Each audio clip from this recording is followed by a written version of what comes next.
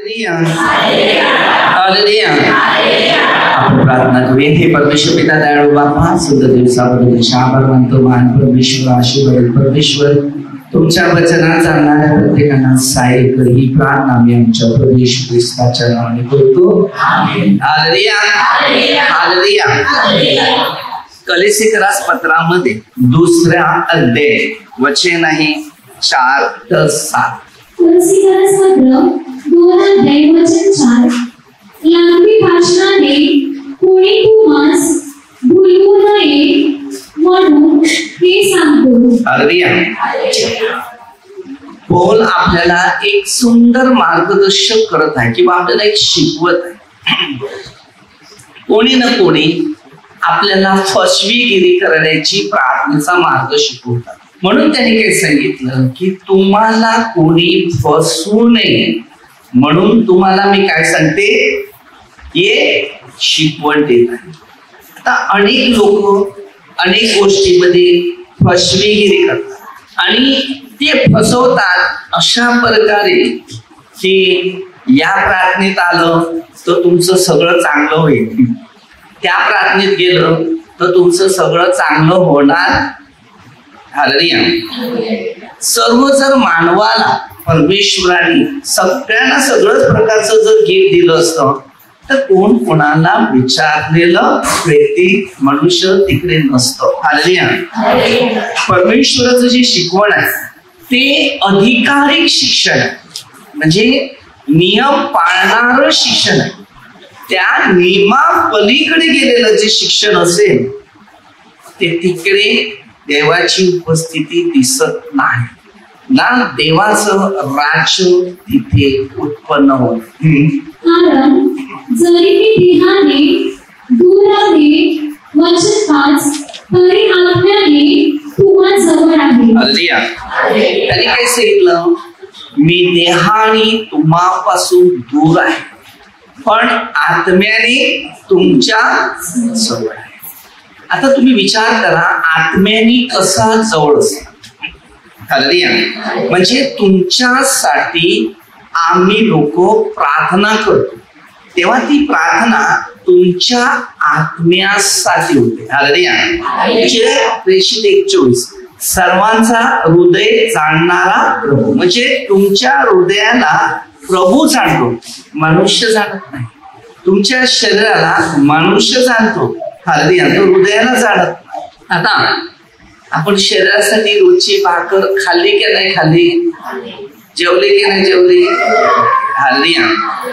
मग आता जे आहे ती आत्म्याची भाकर आहे.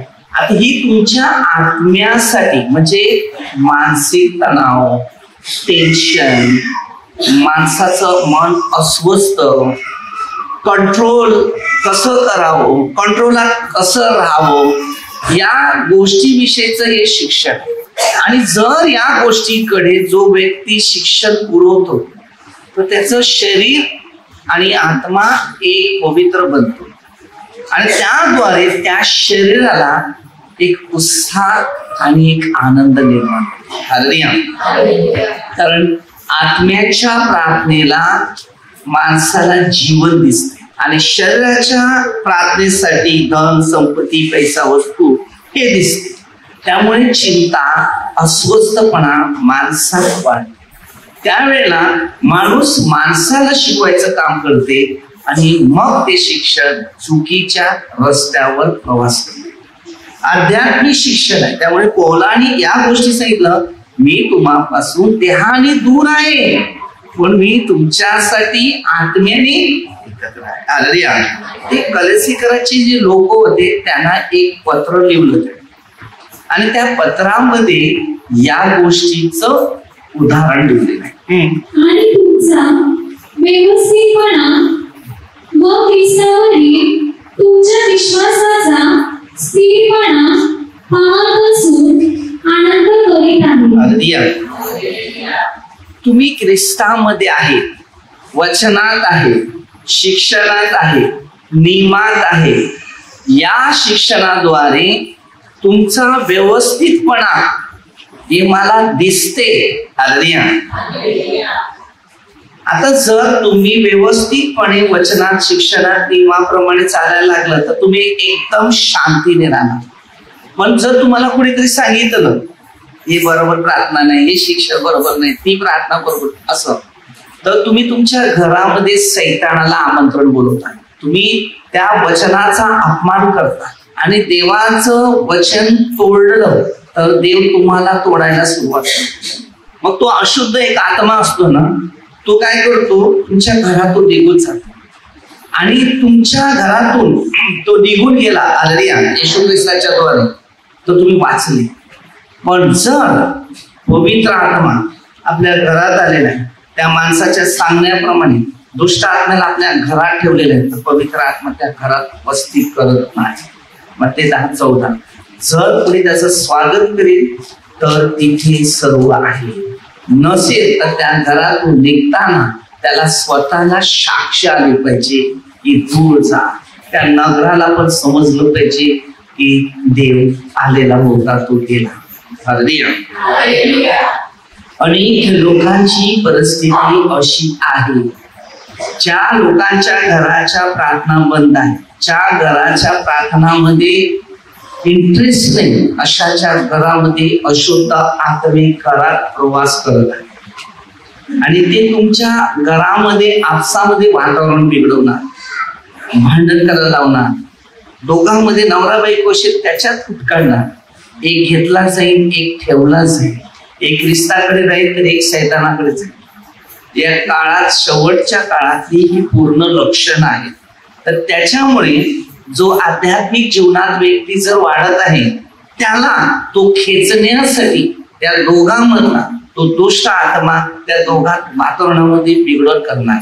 आणि मग मत्तेमध्ये 12:22 पासून दिलेलं तसं वचन पुढे आहे, आपसात फूट पडलेलं राज्य वसाड पडतं. म्हणजे तिकडे परमेश्वराचं राज्य घरात टिकत नाही, तर वसाड पडल्यामुळे तिथे सर्व शून्यामध्ये राहत असते. वसाड पडलेले किंमत नाही ना, तिथे त्या घराला कोणताच मनुष्याला समाधान किंवा शांती पुरत नाही.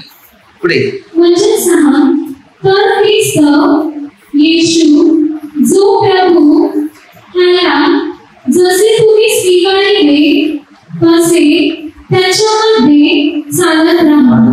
आता तुम्ही ख्रिस्ताला स्वीकारलाय त्याच्यात चला. माणूस सांगतो त्याला, आता मला सांगतात त्या ब्रदरकडे तिकडे मस्त आहे, तुम्ही इतकी वर्ष कोणत्या दृष्टीमध्ये उतरत आहे.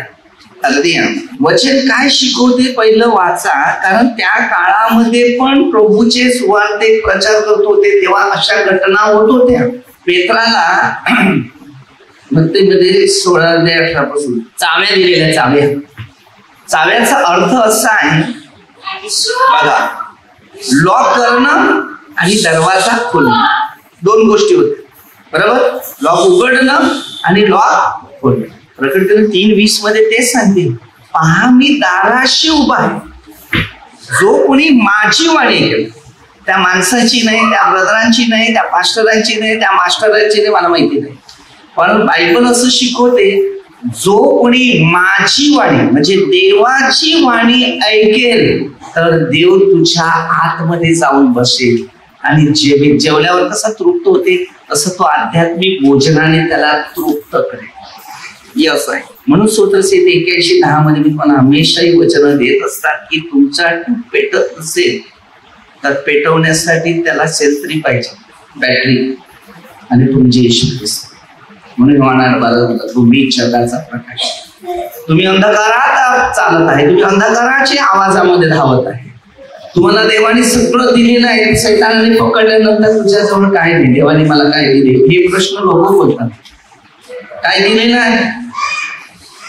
अरे ज्या आदामाच्या जीवनामध्ये देवाने सगळं सृष्टी दिलेली, तेव्हा नंतर तो सांगतो की आता देवाने मला काय दिले, कष्ट करणं, मेहनत कर. काय दिले तुला? दिलेलं तुला खाता आलं नाही. आता पण लोकांमध्ये हाच प्रश्न आलेला आहे. त्या प्रार्थनेत दुसऱ्या प्रार्थनेत ओळखतात ना, त्यांची मानसिक परिस्थिती तशीच झाली आहे.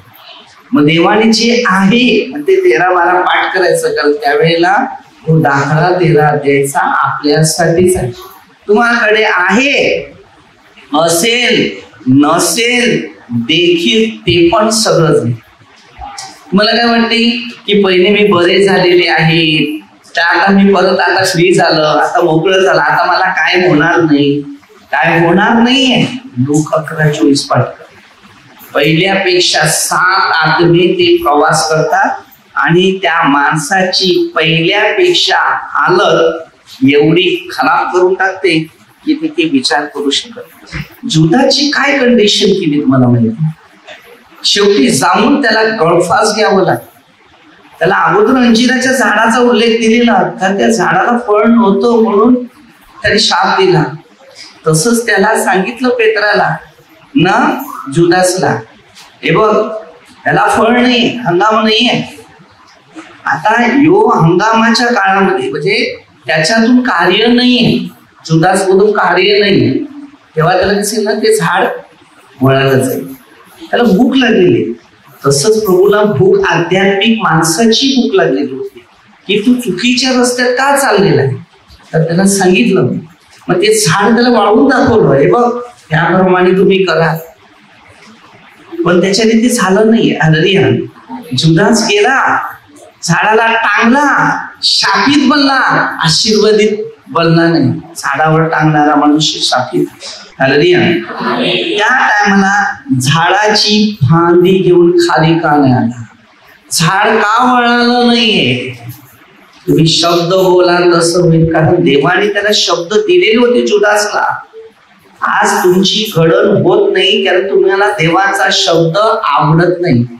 सैतानी शब्द तुम्हाला आवडतात आणि यामुळे तुमच्या प्रत्येकाच्या जीवनामध्ये मोठ्या प्रमाणे हा प्रसंग येऊन बसतो. तुम्ही जसे होते ना तसं मी पण होतो. मी पण प्रभूच्या वचनामध्ये वाढलेलो, मला पॉवरफुल गिफ्ट आलेलो. मी पण प्रार्थना सोडली आणि याच्या त्याच्या संगतीला जॉईन झालो. परत विचार केलं हे तर फार चुकीचं आहे. मला दान एवढं असताना त्या प्रार्थनेतून त्या दुसऱ्या प्रार्थना केला आणि तो पास्टर काय मला सांगते तू प्रार्थना नको करू, तुला स्वतःला दान नाही. आणि तो बोलतो मला त्याची मंडळी होती, असं चर्च होतं, पण मी पापात पडू नये म्हणून मी तिकडे प्रार्थनेमध्ये जीवन जगायचं ना. माझ्यात एवढं पॉवर होतं की मला थोडं ज्ञानात वाढायचं होतं.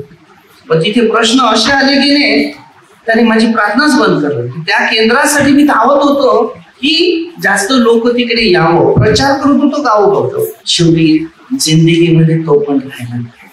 पवित्र आत्म्याशी निंदा नाही करायची. या कार्याविरुद्ध मी अनेक गोष्टीचे अनुभव घेतलेले आहेत. जिथे मी प्रार्थना चालवत होता तिकडे दुसऱ्याने येऊन प्रार्थना चालवली, त्यालाही देवाने उचलून दिलं. हे देवाचं काम आहे, तुमचं ना माझं नाही. लक्षात नेहमी ठेवायचं की देवाचं कार्य मी करतो, मी माझ्या कार्यासाठी नाही. म्हणून मी कोणाकडे पाणी चहा नाश्ता, कारण माझ्या या कार्यामध्ये माझ्याकडून कोणता दोष आढळून नाही, तुम्हाला निमित्त नाही मिळावं. म्हणून आता त्या सैतानाला निमित्त असं आहे की आता काय करायचं, ते प्रार्थनेमध्ये असलेले लोक आहेत यांना आपण बाहेर काढू, काय ना काय बळकवून, आणि त्यानंतर ते लोक बाहेर काढतात. पण तुम्हाला थोडासा विचार करायचा आहे. जर तुम्ही विचार नाही केला तर हे पत्र वाचा, यहूदाचे पत्र वाचा, पेत्राचे दुसरे पत्र आहे ते वाचा, 2रा अध्याय. तुम्हाला समजेल की परमेश्वराने काय दिलेलं आहे. गलितीकराचे 1 अध्याय 6 पासून वचन वाचा. अन्न सुवार्ता काय आहे. हालेलुया. जर तुम्ही सुवार्तेचं परिणामामध्ये मिस्टेक करणार तर तुमच्या घरामध्ये मिस्टेक होणार. आणि ती घरातली मिस्टेक कोणापासून होणार? तुमची जी घरातली आवडती व्यक्ती असते बघा, तिथून ते सुरुवात करणार. कर्म कोणाला जे केलेली वाईट आहेत त्याला सुटकारा नाही. मी नेहमी शिकतो, शिक्षण देतो आणि त्याप्रमाणे लोकांना शिकवतो न घडवतो. त्यांना मार्ग जे आहेत ते पहिलं पूर्ण शिक्षण देण्याचं काम करा. हालेलुया. देवाने जे शिकवण दिली त्याचा परिणाम आपल्या प्रत्येकाला व्यवस्थितपणे झालेला पाहिजे की मला देवाचं सामर्थ्य मिळाले, मी देवाचंच काम केलं पाहिजे. त्याच्यामध्ये बघा मुळावलेले रचले जात असलेले बघा तुम्हाला शिकवल्याप्रमाणे विश्वासात दृढ होत असलेले आणि निरंतर उपकारस्तुती करणारे हालेलुया. आम्ही उपकारस्तुती करत नाही, निरंतर प्रार्थना करत नाही. 1 तासाची प्रार्थना, 2 तासाची प्रार्थना लोकांना एकदम फार मोठ्या प्रमाणात आवडते. बायबलमध्ये स्पष्ट भाषांतर दिलेले आहे, निरंतर प्रार्थना करा. ते सगळीकडेच पहिल्या पत्रामध्ये 5:17 दिलेले आहे. पौल सरळ भाषामध्ये आपल्याला सांगतो की निरंतर प्रार्थना हे परमेश्वराचं राज्य. आम्हाला देवाने घडवलं, बनवलं, माणसाने नाही बनवलं. ताबर आश्रम मध्ये असताना ना मी तुमच्यासारखा असा पुढे बसलेला, माझं छाती दुखत होतं, पोटात दुखत होतो. 9 डॉक्टर चेक केले, 2 डॉक्टर आपल्या इकडे, 11 डॉक्टर चेक केले, पण 11 प्रेशिप चेक केले नव्हते. आणि डायरेक्टली नावासहित मला त्याची खडण केली. आणि तुमच्यासारखा असा बसला काउन्सिलिंगला, त्यांनाही देवानी पूर्ण दर्शनासहित दाखवलं. काही धर्मगुरु त्याच्याकडे मी पाप कबूल करत जायचं, तरी त्यांना दर्शन येत यायचं. आणि मला सांगेल तुमच्या बरोबर येशू आहे, डायरेक्टली सांगेल. मी नेहमी मनात एकच पापी आहे असं समजून नेहमी समोरच्या व्यक्तीकडे जातो. मी कधी सासपर्यंत माझे स्वतःचे मी कधी निर्णय घेतले नाही की मला देवाने बनवलेलं घडवलेलं आहे. मी झिरो म्हणूनच पुढे होतो कोणत्याही माणसाकडे, पहिला नम्र पडलो. कारण मग ते 23:12 तेच केलं. आपल्या आतमध्ये जे काय आहे ते देवाला माहिती आहे ना. मग देवाच्या गोष्टी लोकांना द्या, आपल्या गोष्टी नाही द्यायच्या. म्हणून बायबल असं सांगतो, आम्ही वाफा आहे, आम्हाला उचलून नेल्यानंतर तुम्ही कोणावर जाणार. स्तोत्रसहित वाचा त्याच्यात. मनुष्यावर भिस्त ठेवणारा शापित आहे, तो वाफ आहे, तो कधी खेचला जाईल आणि कधी जाईल त्याचा पत्ता नाही. म्हणून मनुष्यावर भिस्त कधी पण ठेवू नका, तुम्ही देवावर भरोसा ठेवा. देवाने त्यांची निवड केली ना, ते देवामध्ये असतील तेव्हा त्याच्यातून देवाचं राज्य. आता येशू मध्ये 72 शिष्य होते, लोक मध्ये 10 अध्याय. त्यानंतर योहान 6:60 वचनामध्ये 60वं वचन होतं की तो येशूने त्याला शिकवायला लावलं, तर त्यांना ते जड झालं. 72 मधले 60 शिष्याने एक बाजूची एरिया पकडली. आम्हाला हे पटत नाही, याची एवढी शिस्त आम्हाला नाही पटत. आपल्या घेतात ते पण शिस्त आहे. म्हणून लोकांना आपलं प्रार्थनेची शिस्त पटत का नाही, सैतानी शिस्त का पटते लोकांना, गेले का नाही. येशूला काय वाईट वाटलं का? वाईट वाटलं का? पेत्र आला त्याच्याजवळ, तो पण सांगतो प्रभू येशू त्याला विचार, तुला पण जायचंय का?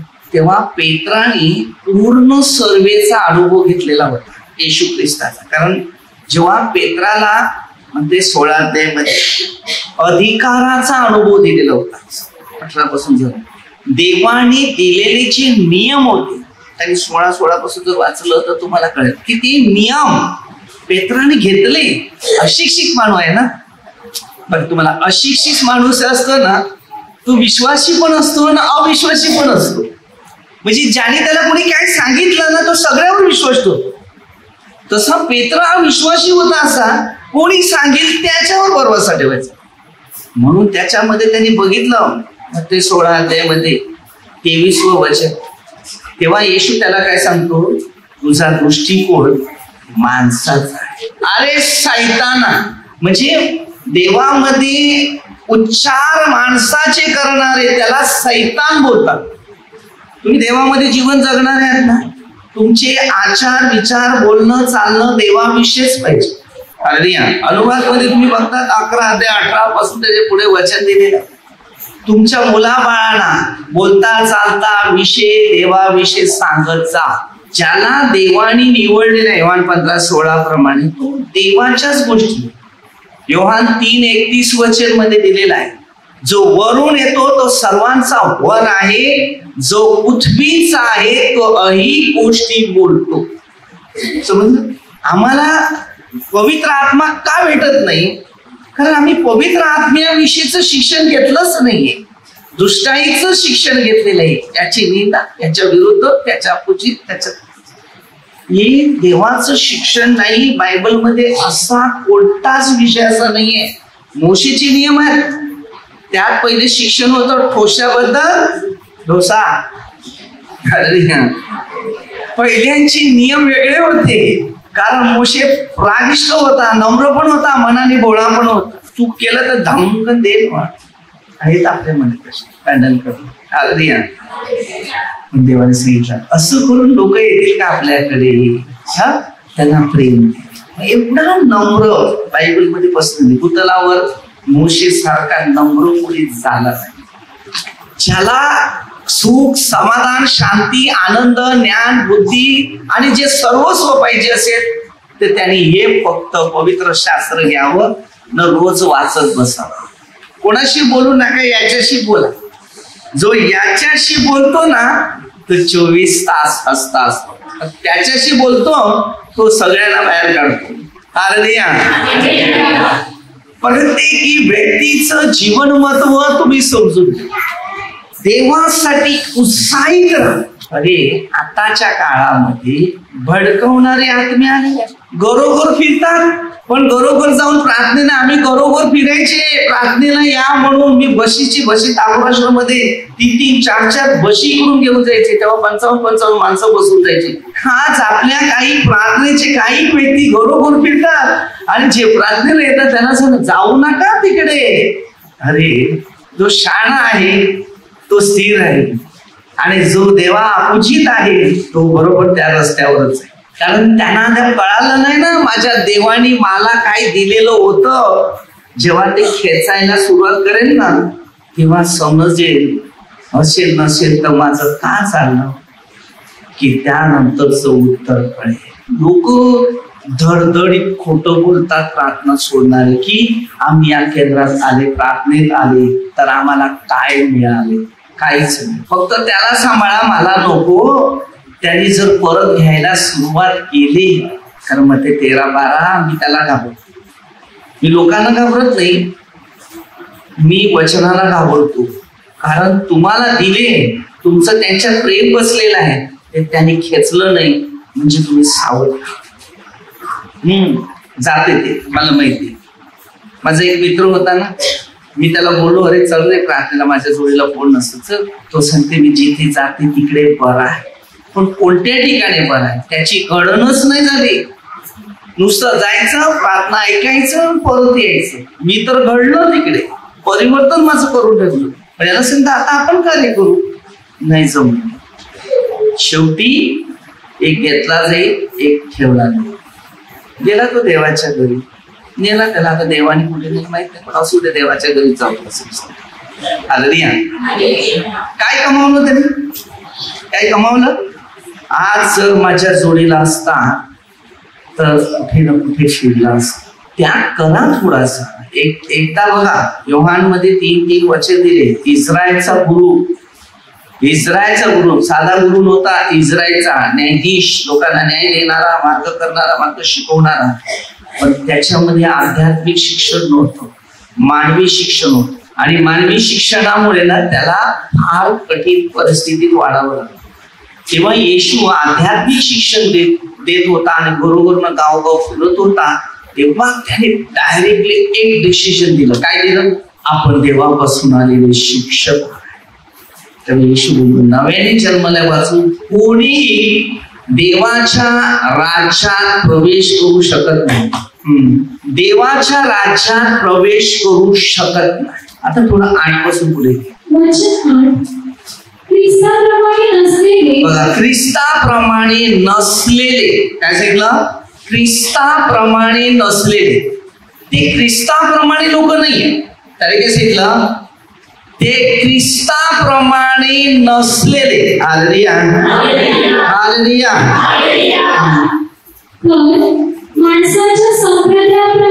माणसाच्या संप्रदायाप्रमाणे जगाच्या प्राथमिक शिक्षणाप्रमाणे ते असलेले तत्वज्ञान पोकळ बुद्धापा यांच्या योगाने तुम्हाला कोणी ताब्यात घेऊन जाऊ नये म्हणून लक्ष द्या. आपल्या लोकांना शिकवले, आपले लोक जातात. त्याने आता हे बायबल जर तुम्ही वाचलेलं असेल तर तुम्हाला सावध करेल. अरे आम्हाला फसवायला आलेले आहेत, आता आम्हाला इकडून दुसऱ्याकडे जायचं नाही, इकडे वचन दिले. त्यांना सांगायचं हे बघा वचन काय दिलं. नसेल तर योहानाचा 2 पत्राचा 1 अध्याय आहे तो 7 पासून त्यांना वाचायला सांगायचं. तर हे वाचन मग निघून जातील नाही. किती प्रार्थना करणारे लोक आहेत, तुम्हाला फक्त प्रार्थनेत येणाऱ्या लोकांनाच कशाला बाहेर काढायला निघतात? ज्यांना येशू ख्रिस्त माहिती नाही अशा ठिकाणी जा, त्यांच्याशी बोला, आपोआप एक्सेप्ट करेल तुम्हाला, आपोआप मानतील. मी जातो, मी प्रार्थनेची माणसं असेल ना आपली असेल तर, बाहेरची प्रार्थनेचं असेल तर मी त्याच्याशी बोलबशेल करतो. आणि गेलं तर त्यांना सांगते तुम्ही जिथे आहेत ना त्याच एकाच मेंढपाळाकडे जा. दुसरा मेंढपाळ बदलशील तर प्रेषित 20:29 पासून वाच, तुझी 12 वाजून टाकते. मी कोणताही व्यक्ती असो, तो मानव आहे ना, त्या मानवाला मी या विषयावर सगळ्यांना मार्गदर्शन, कोणत्याही माणसाने आजपर्यंत माझ्या विरोध बनला नाही. प्रार्थनेचे लोक विरोध आहे, पण ज्यांना मी देवाविषयी मार्गदर्शन करतो ना त्यांना एक्झॅक्टली त्याला वाटते की काहीतरी ऐकावं. नाही कोणी नाही, कारण सत्य शिकवायला ना त्याला नफरत नसते. प्रेमामध्ये नफरत नाही, नफरतामध्ये नफरत आहे. तुम्हाला जर चांगल्या गोष्टी वाटतात, मी एकदा बोईसरला दुकानात गेलो, तिथे सुवार्थ सांगत होते, बरेच लोक तिकडे ऐकत होते. तर त्या दुकानवाल्याने काय सांगितलं, 15 मिनिटं या मार्गदर्शकासाठी तुम्ही आमच्याकडे सामान घ्यायला येऊ नको. कारण रोज काय सामान घेणार आहे का? हालेलुया. बरं सांगतो, त्याची इच्छा असेल त्या दिवशी, आज आलाय ना मी, त्याची इच्छा असेल, तुला जास्त शिकायचं असेल तर बरं विरारमध्ये अशा ठिकाणी आमची एक संघटना आहे. धर्म बदलत नाही, ज्या आतमध्ये दुष्टाई आत्मा आहे ना तो बदलायचं काम करतो. जे आमचे आचार विचार वेगळे आहेत, कोणाशी सारखं कोणाबरोबर पटत नाही, चुकीच्या गोष्टी पटतात, कोणाला पटवायचं ते चुकीच्या बरोबर पटवते, त्याच्या बाबतीत सगळे हुशार आहेत. पण चांगल्या गोष्टी पटण्यासाठी इकडे या, तुम्हाला चांगले शिक्षण, चांगले अनुभव, स्वतःला स्वर्गात जाण्यासाठी पर्याय, सगळ्याकडे जागा आहे. काय काय वस्तू ठेवायला, कोणत्या माणसाने फक्त मला विचार करा की त्याला आत्मा ठेवायला जागा आहे. मातीमध्ये सगळं वस्तू ठेवू शकतो, पण तुमचा आत्मा कुठे ठेवावा ही जागा आहे का तुम्हाला कुठेतरी? आजपर्यंत कोणी शिक्षण घेतले का? मोठमोठे प्रार्थना संघ आहेत, पास्टर आहेत, कधी त्यांनी आजपर्यंत विचार केला नाही की माझा आत्मा देवाच्या घरी जाणार आहे. येशू काय बोलला, माझं राज्य या युगाचं नाही. ज्या वस्तू मात्रावर आपलं मन लागलेलं आहे ना तर तो आत्मा तिकडेच आहे. जिथे तुझं धन तिथे तुझं मनही लागेल. म्हणून आपल्या व्यक्तीसाठी धन संपदा जमा करायची नाही. येशूने कोणतं शिक्षण घेतलेलं आहे, कोणतं शिक्षण त्यांनी लोकांना दिलेलं आहे, जमा करेच नाही. आज लोक जमाच्या शोधात आहे. आपला आत्मा जमा करा. तो जमा केलेला असेल तर त्या आत्म्यामध्ये देवाची उपस्थिती 100% दिसणार. लोक सार्वकालिक मध्ये जात नाहीये. संदेष्टी कधी बनणार, परमेश्वराचे महान व्यक्ती कधी बनणार? परमेश्वराने आपल्याला बनवलेलं आहे, नुसतं नावासाठी नाही आहे, कृत्यामध्ये पण ठेवले. म्हणून नेहमी शिकताना ना पौलाची पत्र 14 आहे, एकदम परफेक्टली. नंतर 21 पत्रामध्ये त्याने 14 फक्त त्याची आणि 7 पत्र बाकी पेत्राचे, योधाचे, अशा लोकांनी. हालेलुया. योहान आणि काही काही गोष्टी आपल्याला देवाने शिकवलेले जे मार्ग आहेत ते आपल्या सर्वांनाच, कारण का शिकलेला त्याने शिकून धार्मिक गोष्टी शिकल्या. आपण शिकले पण धार्मिक गोष्टी नाही शिकू शकत. आपली मुलं किती शिकली असेल ना तर धार्मिक नाही शिकवणार. धार्मिकता मुलांमध्ये ते शिक्षक म्हणून शिकलेले आहेत, पण त्यांच्याकडे धार्मिकता शिक्षण नाहीये. तुम्ही पाहिजे ते बघा, दैहिक शिक्षण आहे, आत्मिक शिक्षण कोणाकडे नाही. कारण ख्रिस्ताच्या ठाईच देवपणाची सर्व पूर्णता हालेलुया. आज आपल्या प्रत्येकाच्या व्यक्तीचं मधुर जीवन आपल्याला स्वतःला काय करायचं. हा तसा पण आहे ना, हा तसा पण आहे. जास्त यूज असा होते, असा कमी होतो. कोणाला टाकायचं असेल तर बरोबर असं टाकतात. उलट्या हाताने मारेल असं बोलतात. काय आणि जो सर्व सत्तेची व अधिकाराची मस्तक आहे त्याच्यामध्ये तुम्ही पूर्ण केलेले आहात. हालेलुया. आज आपल्याला सत्याकडे परिपूर्ण होणारी व्यक्ती दिसली पाहिजे. योहान 14:7 ते सांगा, मार्ग सत्य जीवन. त्याच मार्गावर पौलाने चालायला सुरुवात केली. त्याच्याकडे एवढी दुःख आली तेव्हा त्याने येशूचा हात सोडला नाही ना. त्याला सांगितलं नाही की येशू जवळ मला दुःख येतात, आता मी या प्रार्थनेत आता दुसऱ्याकडे जाईल. ज्यांनी योहान 8:32 ज्याला सत्य माहिती असेल ना, तो व्यक्ती येशूच्या बरोबर राहील. पण ज्याच्याकडे सत्यता नाही ना, ते दुनियामध्ये भटकतील, कारण त्यांनी आता सत्याला ओळखलं नाही. हो, मी अनेक लोकांना बघतो की आपल्या प्रार्थनेमध्ये येणारे लोक काही प्रार्थना सोडून गेले तर बघितलं ना त्यांच्यावर रागाने बघतात. विचार की काय अशुद्ध आत्मे आहेत, सापण असंच करतो की नाही.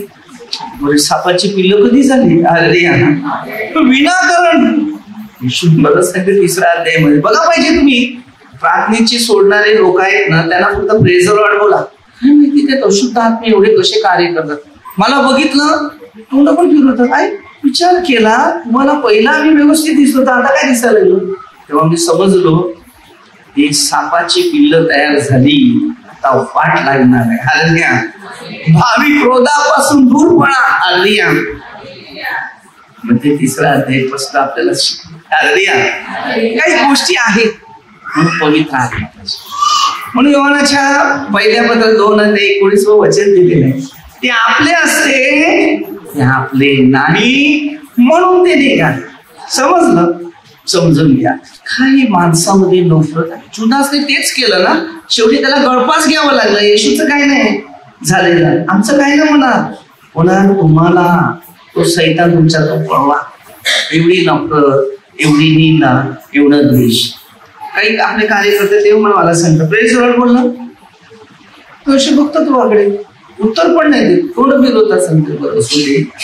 अशा लोकांची सहवास ठेवायचे नाही. स्वतःमध्ये एखादे 1 ते 2 वचनमध्ये आपण बायबल आधारित जे जीवन जगत असतील ना, तर ते बायबलवरच लक्ष द्या, त्या माणसावर लक्ष देऊ नये. कारण मग ते असं पद्धती माणसाच्या बाबतीत येशू जेव्हा कार्य करायला सुरुवात केली, त्याच्या दान वाढायला सुरुवात केली, सामर्थ्य वाढायला सुरुवात केली, तेव्हा त्यांनी पहिलं शिक्षण घेतलं. मग ते 5:2 पासून ते 12 पर्यंत त्या शिष्यानं शिकवलं, जे आत्म्याने देव ते धन. जो बायबलच्या वचनावर लक्ष देऊन चालतो ना, तर त्यांनी ते बायबल वाचले आणि आत्मपरीक्षण केलेलं आहे घासाप्रमाणे.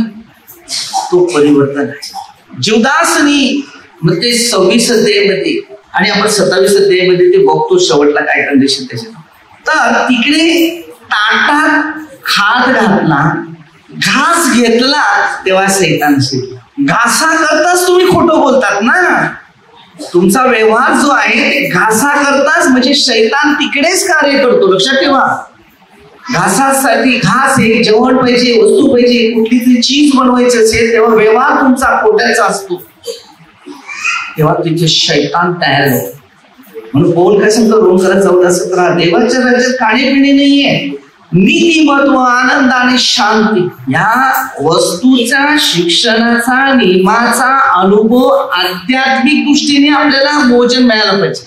म्हणून मध्ये 4:4 मध्ये तसं सांगितलं की अनुप 4:4 मध्ये मनुष्य केवळ भाकरीने नव्हे तर परमेश्वराच्या मुखातून निघणारा शब्द याच्याने जगेल. हे पवित्र शास्त्र बिना पवित्र आत्म्याच्या द्वारे येत नाही. अरे सैतानाने पण बायबल वाचलेला आहे, नियमशास्त्र रोमकरस मध्ये 5 जर वाचलं तुम्हाला माहितीये नियमशास्त्रापूर्वी जगात पाप होतं. हालेलुया. नियम लावायच्या अगोदर पाप हे जगात होतो. हालेलुया. सृष्टी निर्माण केली तेव्हा अंधकार होता, प्रकाश नव्हता, अंधकार होता. नियमशास्त्रापूर्वी पाप जगात. पहिला सैतान उतरला मानवामध्ये कार्य करायला, कारण पहिला मानवापेक्षा पुढे सैतान होता. त्याचं नाव होतं लुसिफर. समज ना, त्याचं नाव काय होतं? लुसिफर. आणि हा लुसिफर जेव्हा आपल्यात प्रवास करतो तेव्हा आपली पूर्ण नाशादी करतात. कारण हे 4 देवदूत होते. एक लुसिफर, एक मायकल, एक राफाएल आणि एक गब्रिएल. सृष्टीचे 4 दिशामध्ये त्यांना शेवटला दिलेलं दिशा होती. आणि लुसिफरला काय सांगितलं, तू फक्त माझी स्तुती करत राहा, काय काय झालं असेल ना तर लोकांना सांगत जा. हा लुसिफर प्रचारक होता. स्तुती करायचा, नाचून गाणून नाही बोलायचा, दाविदासारखं काम करणं. पण त्याला ते पटलं नाहीये. अख्खा दिवस याचीच का स्तुती करू, मला लोक विचारत नाही. म्हणून ते 5-16 दिले तुमचे सत्कर्म परमेश्वराचे गौरव झाले. प्रत्येक मानवाला त्यांनी परमेश्वरासाठीच निवडलेलं आहे, स्वतःसाठी नाही. आपल्या इकडे जर असेल कोण आला तर पहिल्या टाळ्या वाजून त्याची स्तुती करतात. 47:47 परमेश्वराची पहिली स्तुती करा, मग तुमची स्तुती होईल. देवाने आपल्याला उंच दिलेलं आहे. ते कधी दिलेलं आहे माहितीये का? आपण देवाचं काम करतो ना तेव्हा लोक बरोबर ओळखतात. आता मला ओळखतात ते लोक, मी देवाचं काम करतो म्हणून ओळखतात, नाहीतर तुम्ही आले नसते इथे. समजलं? ते आपल्या मनात ठेवायचं, ते गोष्टी आपल्या मनात ठेवायची की देवाने माझी चॉईस केली. मी लोकांना दाखवायचं नाही की मग ते 23-12 प्रमाणे उंच करत होतं, तर आपण खाली पडते आणि आपल्या सगळ्यांना मुश्किलात पडते. आज ही दुनिया टिकली आहे. पहिलं स्थान स्वतःला घेतात, दुसरं स्थान देवा नाही, पहिलं स्थान देवा. हे पॉइंट आहेत ना बायबलमध्ये. एवढं आत्मपरीक्षण केलं, थोडंसंच वाचा. मी बोलतो काय, अख्खा दिवस बायबल वाचून बसायची गरज नाही, आत्मपरीक्षण करण्याची गरज आहे. एक चूक झाली असेल तर पहिलं मन मोकळं कर. आज लोकांना खेचायला लाव. म्हणजे 10:37 मध्ये वचन दिले, माझ्यापेक्षा आई बापावर, भावावर, बहिणीवर, मुलावर कोणावर प्रेम नाही करायचं. जर तुम्ही देवापेक्षा दुसऱ्या व्यक्तीवर प्रेम करत असेल तर देवापासून तुम्हाला बाजूला व्हावं लागेल, अर्धो लोकांमध्ये प्रवास करा. शिक्षण आहे. देवाचे मुद्दे जे आहेत आम्हाला शोधून काढायचे आहेत. हालेलुया. देवाचे जर मुद्दे जे आहेत ते शोधलेलं नाही तर देवाची उपस्थिती आपल्याला भेटणार नाही. देव कशा प्रकारे मार्गदर्शन करतो, कसं शिकवतो, कसं बनवतो, कसं घडवतो. मुलांना लहानपणापासूनच आध्यात्मिक भोजन द्या, त्यांना शिकवायला.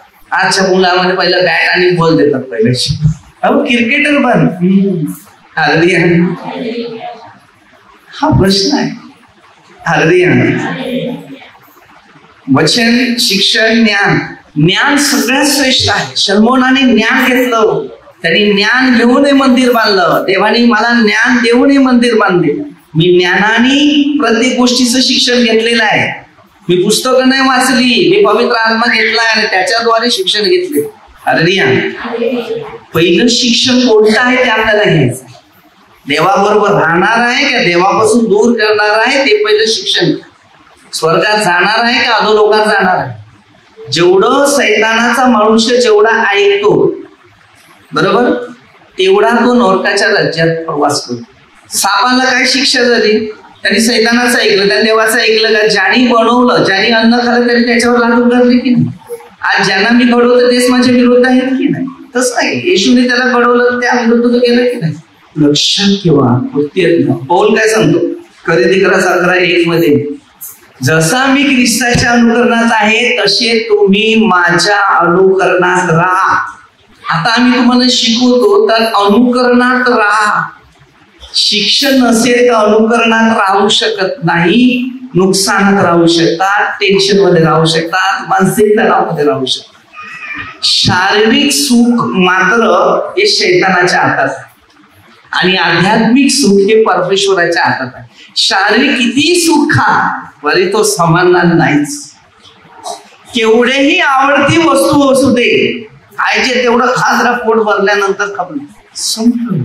सगळ्यात आवडती वस्तू आहे ती म्हणजे प्रेमाने सगळ्याशी चांगले राहा. जो आनंद आहे ना तो बाकी कशात दुनिया शून्यावर अवलंबून बसते. शिका, मी लोकांना सांगतो, जे चांगले गुण आहेत ते शिकायला घ्या. प्रत्येक माणसं वेगवेगळ्या प्रकारची क्लास लावतात. आध्यात्मिक गोष्टीची क्लास लावू शकत नाही, ज्ञानाची क्लास. आज इकडे किती तर मुलं येतात, थोडे दिवस कॅशे वाजवतात, परत बाजूला होतात, ढोलकी वाजवतात, परत बाजूला जातात, थोडीशी बायबल स्टडी घेतात, परत बाजूला जातात. अरे कुठली बना बहुशा. मी जास्त शिकला नाही, मी 5वी 2दा फेल आहे, नफा सांगितलं असं. पण माझ्या समोर कोणीतरी उभा राहा, मी जे बोलतो ते तुम्ही ऐका, उत्तर तुम्हाला मिळेल. कारण माझ्या काही बोलणारा मग ते 10-20 पडून. मी माझं शरीर, आत्मा, संपूर्ण सर्वस्व प्रभूच आहे. माझं काय नाही, मी इकडे खाली हवेवर आहे. त्यांनी जेव्हा आमंत्रण करेल ना तेव्हा जायला लागेल. तिथे मला ना बस मिळणार, ना गाडी मिळणार, ना कोणतं तिकीट भेटणार, ना ट्रेन भेटणार. जसं आहे तशा परिस्थितीमध्ये त्याला बिना तिकीट आणि अमेरिकेला जातो, जर्मनला जातो, फ्रान्सला जातो, स्वर्गात जातो.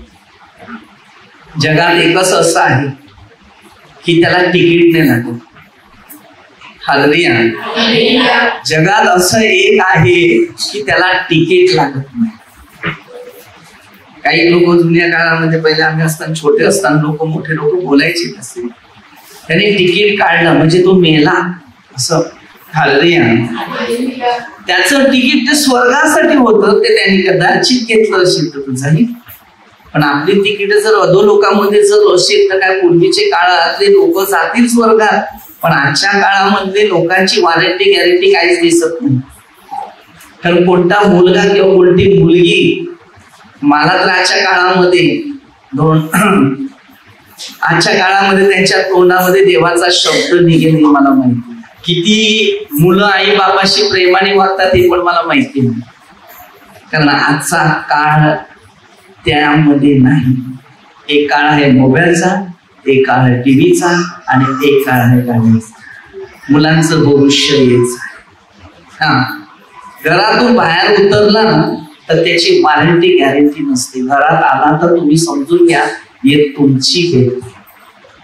मी जेव्हा प्रार्थनेला जात होता ना तेव्हा माझी आई मला सांगायची, लवकर ये ना आई, मी तुझ्याकडे आहे ना, आता मी तुझा आहे. मी आता देवाच्या कामासाठी झाला, मी देवाचा आहे. परत आला तर मी तुझा ना, परत नाही आला तर मी देवाचा. कारण माझा आत्मा शरीर आजच्या काळापर्यंत मी तेच सांग, त्याच्यात दुःख घ्यायची गरज नाही. दुःख पाठीमागे कशाला घ्यायची, दुःख पहिलीच घ्या. मग ते 16-24 मध्ये दिले, माझ्या मागे यायचं असेल तर स्वतःचं वधस्त होऊच. जे जीवनामध्ये सगळ्यात चांगलं शिक्षण आहे ना ते प्रभू येशू जवळ आहे. या जगातला कोणत्याही डिग्र्या घ्या, त्या शिक्षण व कसं आहे, कोणत्याही डिग्र्या घ्या त्याला शिक्षण भारी लागते. आता पोरांची शाळा असेल तर रात्री पण उठून अभ्यास करायला लागेल ना. पण रात्रीवर उठून प्रार्थना करायला सांगितलं तर रात्री उठून प्रार्थना करायला सांगितलं तर जमणार नाही. हालेलुया. जगात काय पाहिजे मला सांग, काय पाहिजे मला सांग. पैसाच पाहिजे असेल ना, वस्तूच पाहिजे असेल ना. मी सत्य शिकवण देतो तुला. मी आज तुम्हाला खरं सांगतो ना, मी लहान होतो, मजबुरी होती. मला शाळेत जाण्यासाठी मला शिकायची इच्छाच नव्हती. माझे वडील पाठ काढायचे, बळ काढायचं, पळायचं, कुठे ना कुठे लपायचं झाडापानामध्ये. त्या बापाने माझी कधी पाठ नाही काढली. माझा बाबा पण चांगला होता, आई पण चांगली, पण वाईट नाही. मी सांगते की वाईट होत असं नाही. मुलांना शिस्तासाठी ती कधी कधी आपल्याला वाटते की ती गैरशिस्त आहे. मी हट्टी पण तसावं, मी खत्री पण मनुष्य तसावं. घाबरायचं नाही कशालाच.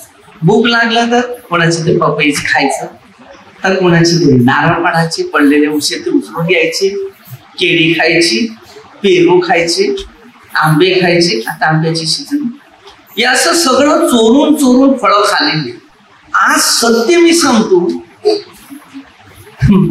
बाबाने दुधासाठी तांब्या भरून देणार विकायला, अर्ध्या रस्त्यात जाणार, एक पहिल्या घरी ज्याला जाते त्याला चांगलं दूध मिळायचं, दुसऱ्या घरी जायचे त्याच्यात एक चारण्यासाठी 1 ग्लास पाणी दुधामध्ये टाकायचा आणि चाराणे पाहिजे. छोटी मुलांचं तुम्हाला मी सांगतो, त्या टायमाला मुलांना एवढी अक्कल नाही, पण आता ह्या मुलांना जर एवढी अक्कल आहे तेव्हा त्यावेळेला 22ची पण अक्कल नाही.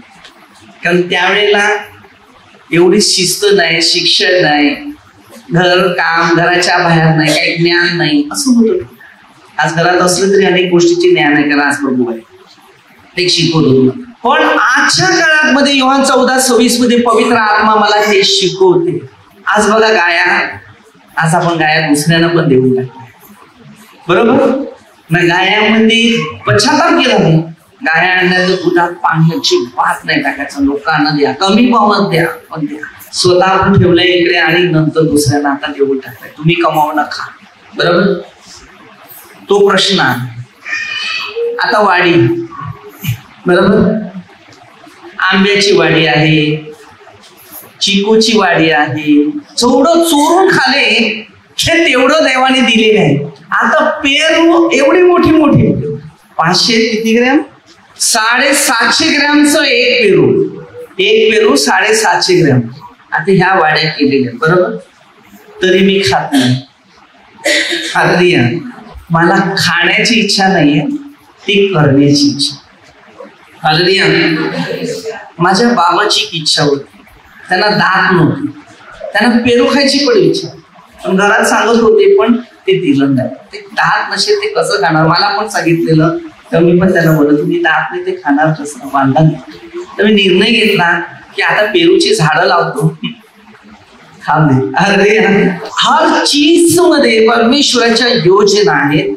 आज परमेश्वराकडे ज्या गोष्टी आहेत त्या जगात कोणत्या व्यक्तीकडे नाही. कारण माझं सत्यता, प्रामाणिकपणा, पश्चाताप केलेलं जे सगळं जीवन, जे चुका झालेल्या घडलेल्या, त्याच्यामुळे त्यांनी आज मोठ्या प्रमाणामध्ये या सगळ्या गोष्टी.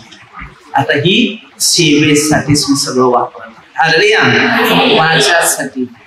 कारण मला माहिती आहे आपल्या जोडीला काही येणार नाही, ते इकडे काही करायचं नाही, ते करा, ते दुसऱ्यासाठी, ते होईल आपल्यासाठी. म्हणून कोणत्याही व्यक्ती कधी स्वतः अभिमान बाळगून देवाविषयीच अभिमान. आज माझ्या स्वर्गीय बापाने या सगळ्या गोष्टी मला दिल्या, मी त्याच समाधान. शेकटाच्या शेंगा, बरोबर, जी चूक केली ना मी तेच मी भरपाई करत आहे.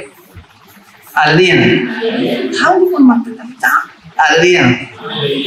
हे फ्री ठेवा, तर सगळं फ्री ठेवा. परमेश्वराने सगळं जगात फ्री ठेवलं.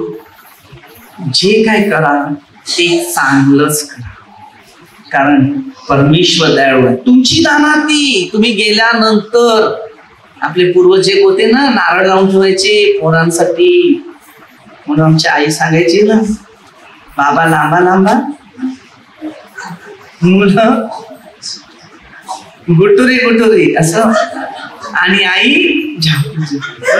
ते जुने लोक हे लावून ठेवायचे की बाबा आहे तो, बाबाने काहीतरी करून ठेवलेलं मुलांसाठी.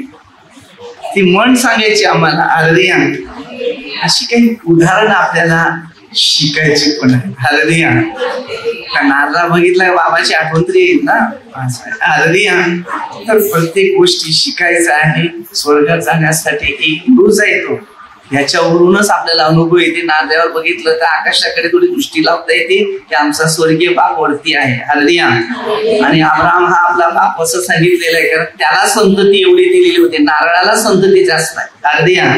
आंब्याला पण आहे, पण नारळ तो बापासारखा असतो ना, आंबा असतो. हालेलुया. परिस्थिती अशी आहे, आपल्याला शिकायचं. आपण छोटीशी एक प्रार्थना करूया. परमेश्वर पिता दयाळू बापा, सुंदर दिवसाबद्दल तुझे आभार मानतो. महान परमेश्वर, आशीर्वादित परमेश्वर, तुमच्या वचनाचं आणल्यानंतर पवित्र आत्म्याचं साहाय्य देते, त्याबद्दल तुझे आभार मानतो. सर्व मंदिर आमदार सर्व आशीर्वाद मी प्रार्थना प्रभू येशूच्या नावाने करतो. हालेलुया.